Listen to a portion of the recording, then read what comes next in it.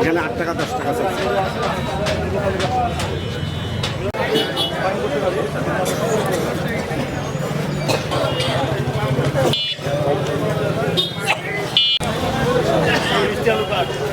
KG কত?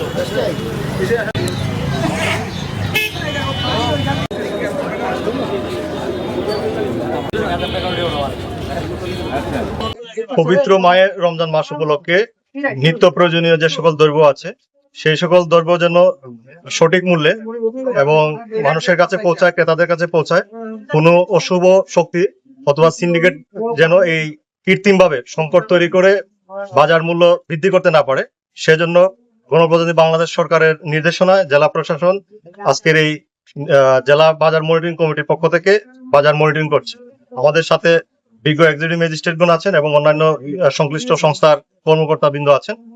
আমরা নিয়মিত অভিযানের অংশ হিসেবে, বাজার মনিটরিং এর অংশ হিসেবে আমরা আজকে এই মনিটরিং কার্যক্রম পরিচালনা করছি। আমরা দেখতে পাচ্ছি যে অনেক নিত্য প্রয়োজনীয় দ্রব্যের বাজার মূল্য স্থিতিশীল আছে এবং মানুষজন স্বতঃস্ফূর্তভাবে ব্যবসায়ীরা, বিশেষ করে ব্যবসায়ীরা, তারা এই যে দ্রব্য মূল্য, বাজার মূল্য টাঙাচ্ছেন।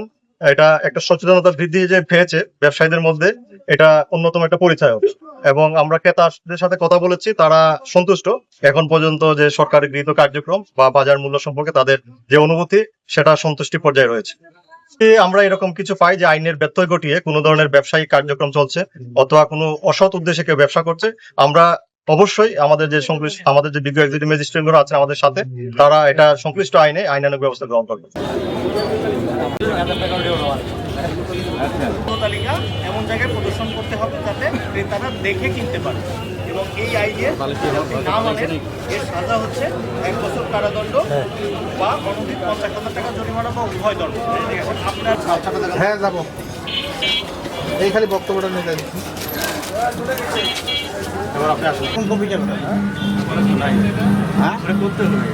তাহলে তো আপনি এটা অপরাধ। জি স্যার, বড় ধরনের অপরাধ। আপনি বাসমান একটা কপি দিয়ে দিলেন, আপনাকে যে ধরবো, আপনি যে এই দামে দিচ্ছেন।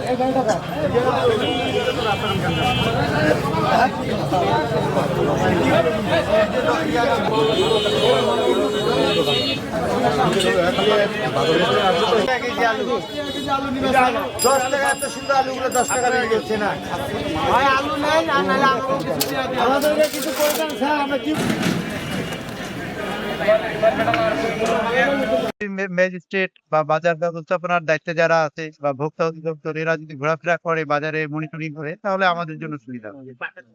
যে আমি আসছি কাঁচা বাজার নেওয়ার জন্য মাদ্রাসার, তো আজকে কাঁচা বাজারের বাজার নিয়ন্ত্রণ আছে, শুনতে পাচ্ছি যে ম্যাজিস্ট্রেট আসছে।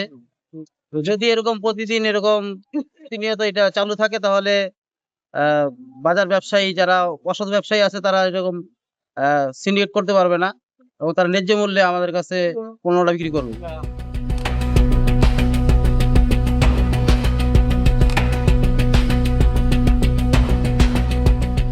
দিনাজপুর টিভি, মানুষের জীবনের কথা বলে।